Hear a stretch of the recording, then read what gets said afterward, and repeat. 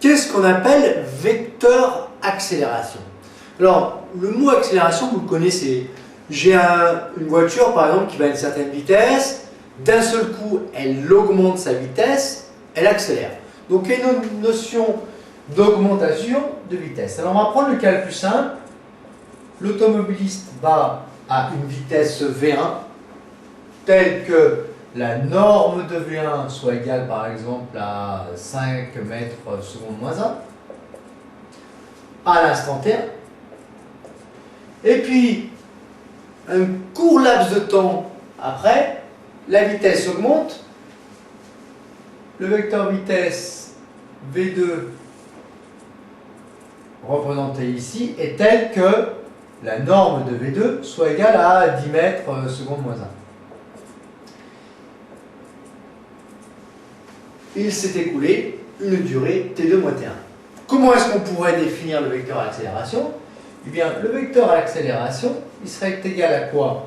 À au vecteur vitesse V2 moins le vecteur vitesse V1 sur T2 moins T1. Alors, à quoi correspond ce V2 moins V1? Eh bien, c'est une petite variation du vecteur vitesse, on le nomme D de V.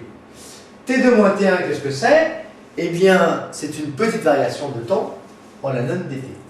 Autrement dit, le vecteur accélération est égal à la dérivée du vecteur vitesse sur le temps.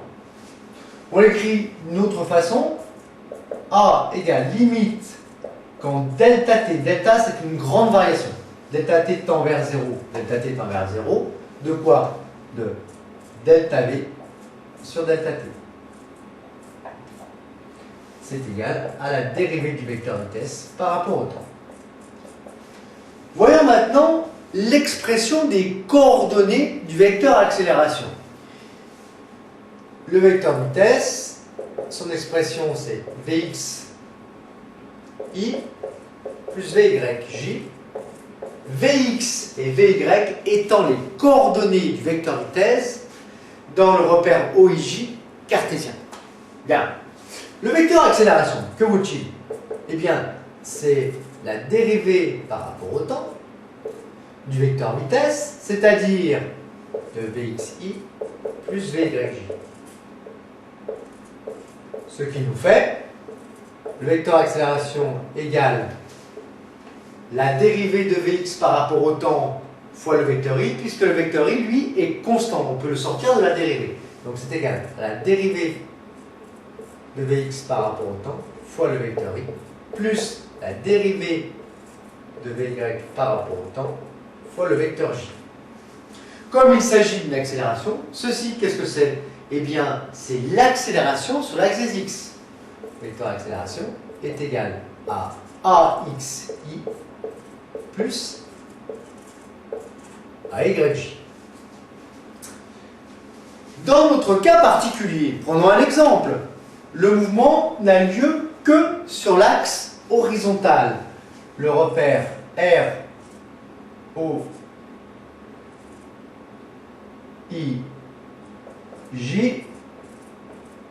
voilà, est représenté ici. AY, il est égal à 0. 0 quoi? Quelle unité? Eh bien, au numérateur, j'ai des mètres secondes moins 1. Au dénominateur, j'ai des secondes. Donc, AY est égal à 0 mètres secondes moins 2. Voilà l'unité d'accélération. Que vaut AX? AX, c'est d de Vx sur dt, c'est-à-dire Vx à l'instant t2 moins Vx à l'instant t1 sur t2 moins t1. C'est-à-dire, pour l'accélération sur l'axe des x, la norme de V est égale à 10 mètres par seconde, donc sa coordonnée, qui est la projection du vecteur sur l'axe des x, est égale aussi à 10 mètres par seconde. Donc, on a 10 moins Vx1, la coordonnée du vecteur vitesse V1 sur l'axe des x, vaut 5 mètres seconde moins 1. T2, eh bien on va dire que T2 est égal à 2 secondes, et puis T1 est égal à 1 seconde. Donc, divisé par 2 moins 1, ce qui nous fait 5 mètres seconde moins 2. Qu'est-ce que signifie que AX égale 5 mètres seconde moins 2? Eh bien tout simplement qu'en 1 seconde, la vitesse sur l'axe des X varie de 5 mètres par seconde.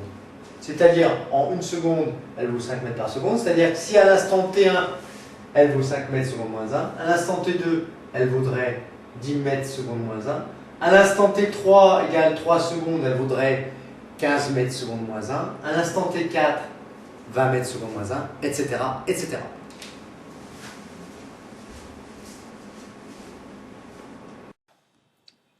En conclusion, dans un référentiel donné, le vecteur accélération instantanée noté a de t est égal à la dérivée du vecteur vitesse v de t par rapport au temps.